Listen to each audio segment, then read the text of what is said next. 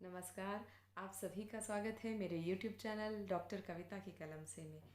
Doctor कविता की कलम से के माध्यम से मैं आज आपके समक्ष लाई हूँ अपनी कहानियों के पिटारे में से एक कहानी, कोरोना कवच।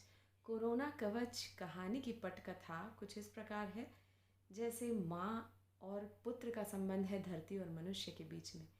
अब जिस माँ के असंख्य पुत्र रोज़ कोरोना का ग्रास बन रहे हो और कोरोना के कारण मृत्यु को प्राप्त हो रहे हो, उस माँ की क्या दशा होगी हम समझ सकते हैं। तो धरती माँ बड़ी परेशान होती है, विक्षिप्त सी इंद्र देवता के दरबार में गुहार लगाने पहुँचती है और बदले में उन्हें क्या क्या सुनने को मिलता है, यही इस कहानी का विषय है। तो चलिए हम कहानी की ओर बढ़ते हैं, सुनते हैं कहानी कोरोना कवच। प्रथा रोती गिड़गिड़ाती हुई इंद्रलोक इंद्र देवता के दरबार में पहुंची। सिसकती हुई बोली, महाराज इंद्र की जय हो। हे इंद्रदेव, मेरे बच्चों की रक्षा कीजिए। मेरे बच्चे विषम संकट में घिर गए हैं। मैं उनकी माँ प्रथा आज आपसे उनके जीवन की भीख मांगती हूँ। इंद्रदेव, कहो प्रथा, क्या समस्या है? तुम इस तरह मुंह पर कपड़ा बांधे विक्षिप्त सी क्यों लग रही हो? मनुष्य मेरे नादान बालक है महाराज, और मैं उनकी माँ प्रथा आपसे उनकी रक्षा का वरदान मांगने आई हूँ। कोरोना नामक राक्षस मेरे बच्चों का भक्षण कर रहा है महाराज। नारायण नारायण, जय हो धरती माते। मैंने आपसे पहले ही कहा था, आपका अति मोह आपके बच्चों को बिगाड़ देगा एक दिन।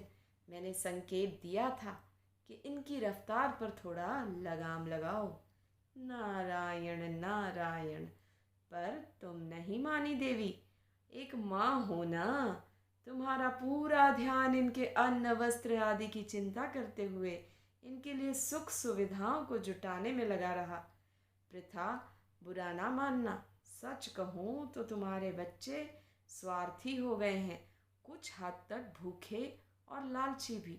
पूरे ब्रह्मांड पर अपना कब्जा करना चाहते हैं। ये उसी का दंड है। नारायण, यह जली पर नमक छिड़कने का समय बिल्कुल नहीं है।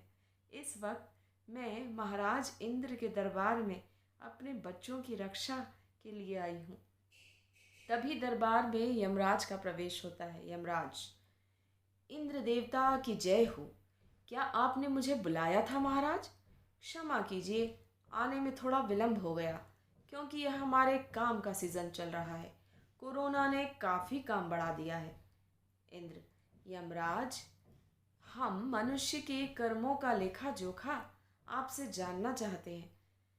देवी प्रथा उनके लिए न्याय मांगने हमारे दरबार में आई है।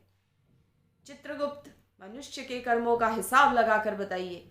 जी महाराज, अभी बता देता हूँ। चित्रगुप्त, मनुष्य ने समुद्र देवता को कूड़ा ढोने वाला दास बना दिया है। वायु देवता को जहरीली गैसों से इतना भर दिया है कि वे खुद वेंटिलेटर पर आ गए हैं। वरुण देवता भी मनुष्य से नाराज है। उत्तराखंड की त्रासदी में वरुण देवता का प्रकोप किसी से छिपा नहीं है। मनुष्य ने माँ तुल्य नदियों को नालों में बदल दिया है। आकाश की चादर में छेद कर दिए हैं, जिससे क्रोधित होकर स्वयं सूर्य देवता ने मनुष्य को आंखें दिखलाई, ग्लोबल वार्मिंग के रूप में। किंतु मनुष्य के हाथ में विज्ञान रूपी ब्रह्मास्त्र आ गया है, जिससे वह खुद को देवताओं से भी ऊपर समझने लगा है। इतना ही नहीं, अपने शीतल स्वभाव वाले चंदा मामा को भी उसने नहीं छोड़ा। उस पर भी सैटेलाइट से तीर दाग दिए, तथा कुछ साल पहले मंगल देवता पर भी। और तो और ये चांद और मंगल पर पिकनिक मनाने की भी योजना बना रहे हैं महाराज। मानव की शरारतों की सूची तो इतनी लंबी है कि मैं जब लिखने बैठा तो समस्त ब्रह्मांड की समुद्री स्याही कम पड़ गई। आकाश रूपी कागज छोटा पड़ गया। फिर मुझे मेमोरी बढ़ाने के लिए गूगल ड्राइव का सहारा लेना पड़ा। देवी प्रथा, तुम क्या अपने बच्चों की सफाई में कुछ कहना चाहती हो? इंद्रदेव ने पूछा। क्या बताऊं महाराज, पांचों उंगलियां एक बराबर नहीं होती। मेरे सभी पुत्र ऐसे नहीं हैं। मेरे कई पुत्र भाईचारे और अमन के साथ शांतिपूर्वक रहते हैं, प्रकृति का सम्मान भी करते हैं। परंतु एक दिन मेरे एक शरारती पुत्र जिन ने खेल खेल में कोरोना नामक एक भयंकर राक्षस को आविष्कार कर दिया। यह राक्षस नरभक्षी है। मेरे कई पुत्रों के परिवार इसने तबाह कर डाले। मुझे तो इस बात का भी डर है महाराज, कहीं इस तबाही से बौखलाया मेरा बड़ा बेटा टॉम युद्ध ना छेड़ दे, जबकि मेरा छोटा बेटा भरत समझदारी से काम ले रहा है, बीमारों को दवाइयाँ पहुँचा रहा है और पूरी दुनिया को हाथ जोड़कर नमस्ते करना भी सिखा रहा है। संकट के इस दौर से उबरने के लिए योग का मंत्र पूरी दुनिया में दे रहा है। नारायण फिर बीच में बोल पड़े, किंतु देवी सावधान, सुना है यह भूखा राक्षस कुंभकर्ण का भी बाप है, बड़ी तेजी से सबको अपना ग्रास बना रहा है। तुम यहाँ खड़ी हो सकता है वह अब तक तुम्हारे लाखों पुत्र को अपना ग्रास बना चुका होगा। नहीं नहीं, मैं अपने पुत्रों को लॉकडाउन में कैद करके आई हूँ। स्वर्ग से आए फरिश्ते कोरोना के साथ युद्ध में दिन रात अपनी जान जोखिम में डालकर लड़ रहे हैं और अपने भाई बहनों को बचा रहे हैं। इंद्र, तो क्या सलाह है यमराज जी? यमराज, महाराज इन्हें अपने कर्मों का दंड भुगतना ही होगा। जब से ये शरारती मनुष्य लॉकडाउन में कैद है, प्रकृति ने भी चैन की सांस ली है। मेरी सलाह में इन्हें कुछ दिन और लॉकडाउन में रखा जाए। देवी प्रथा, कहो मुझसे क्या चाहती हो? महाराज आपसे क्या छिपा है, आप तो अंतर्यामी हैं। बस इतना चाहती हूँ, एक बार फिर मेरे पुत्रों को माफ़ कर दिया जाए। आज मुझे कोई ऐसा उपाय बता दीजिए जिससे कोरोना राक्षस का अंत हो सके।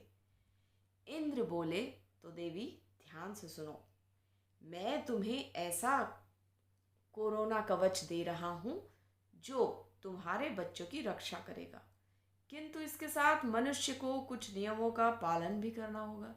वे इस प्रकार हैं, एक दूसरे से 1 मीटर की निश्चित दूरी बनाए रखें, अर्थात सोशल डिस्टेंसिंग का पालन करें। मुंह को हमेशा साफ कपड़े से या मास्क से ढक कर रखें। साफ सफाई का पूरा ध्यान दें, यहाँ वहाँ ना थूकें। बिना हाथ धोए खाना ना खाएं। बिना हाथ धोए अपने चेहरे पर हाथ ना लगाएं। और हाँ, सबसे ज़रूरी सलाह तुम्हारे बेटे टॉम के लिए, अपने क्रोध पर नियंत्रण रखें। यदि तृतीय विश्व युद्ध हो गया तो जैविक हथियारों के कारण धरती पर प्रलय आ जाएगा, तब मनुष्य का नामो निशान तक नहीं रहेगा, भूलोक का अंत हो जाएगा। जो आज्ञा इंद्रदेव। इंद्र देवता की जय हो, इंद्र देवता की जय हो। प्रथा खुशी से झूमती हुई कोरोना कवच लेकर भूलोक पर लौटी और कवच अपने पुत्र भरत के हाथ में सौंप दिया। इस कहानी का संदेश है कि विकास के नाम पर हमें पर्यावरण का दोहन नहीं करना चाहिए। पर्यावरण अर्थात मनुष्य के आसपास एक सुरक्षा कवच, और इसी कवच में हम सेंध लगा रहे हैं, नदियों को दूषित करके और पेड़ों को काट कर। तो विचार कीजिएगा इस विषय पर। अगली कहानी में फिर मिलते हैं, तब तक के लिए नमस्कार, गुड बाय।